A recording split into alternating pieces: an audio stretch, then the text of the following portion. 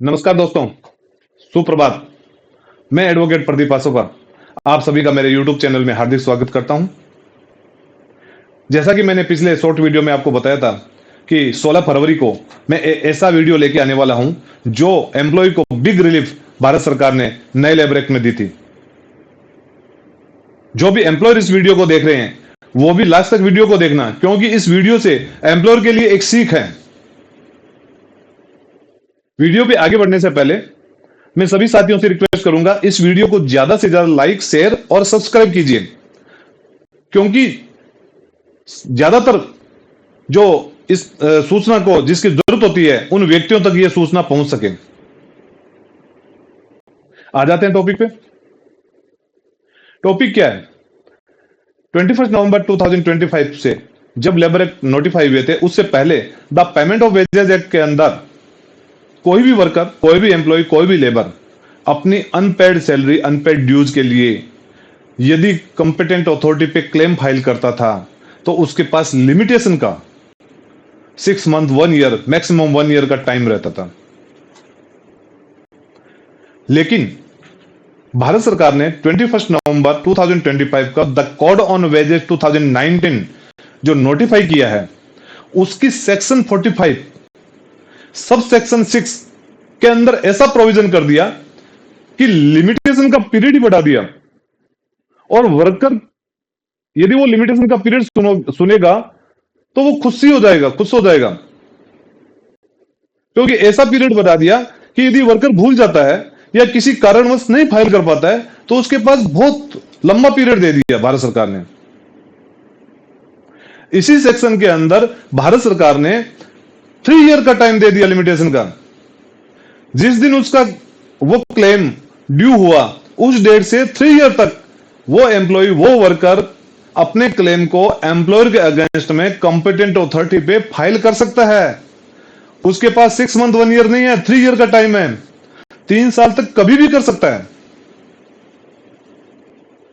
तो जो भी वर्कर या एम्प्लॉय साथी सुन रहे हैं तो उनको भी ध्यान रखने लायक है कि यदि ऐसी जेन्युइन जस्टिफाई कोई क्लेम उनका पेंडिंग रहता है तो उनके पास लिमिटेशन का 3 ईयर का टाइम हो गया है 21 नवंबर 2025 के बाद में, पहले का नहीं, 25 के बाद में। लेकिन इसके विपरीत जो एम्प्लॉयर हैं उनके लिए यह टेंशन भरा है, क्योंकि जो वर्कर या एम्प्लॉय यदि केयर नहीं करते या ध्यान नहीं देते और लिमिटेशन पीरियड क्रॉस हो जाता तो उनके अगेंस्ट में वो क्लेम नहीं कर पाते थे। अवेयरनेस की वजह से भी क्लेम नहीं कर पाते थे और टाइम पीरियड लेफ्ट हो जाता था। लेकिन अब किसी भी वर्कर, किसी भी एम्प्लॉय के पास में 3 ईयर का लिमिटेशन का टाइम पीरियड गवर्नमेंट ने सेट कर दिया है। तो एम्प्लॉयर साथियों को यह ध्यान देना है कि भी जस्टिफाई यदि किसी की भी ड्यूज, किसी का भी क्लेम बन रहा है वेजेस का या अन्य बेनिफिट जो एम्प्लॉय से रिलेटेड होते हैं, तो उसको विद इन टाइम पीरियड उस एम्प्लॉय को डिसबर्स करके पेमेंट कर दें, क्योंकि अब लिमिटेशन के अकॉर्डिंग उसके पास 3 ईयर का टाइम है। 3 ईयर में वो एम्प्लॉय कभी भी एम्प्लॉयर के अगेंस्ट में क्लेम फाइल कर सकता है, उसके पास टाइम है। मैं एम्प्लॉयर साथियों को अनजस्टिफाइड क्लेम के लिए नहीं कह रहा हूं। यदि कोई एम्प्लॉय अनजस्टिफाइड क्लेम फाइल करता है तो आपके पास सारे लीगल राइट्स हैं, लेकिन जस्टिफाइड क्लेम यदि फाइल करता है तो उस एम्प्लॉय के पास में 3 ईयर का लिमिटेशन का राइट्स आ गया है।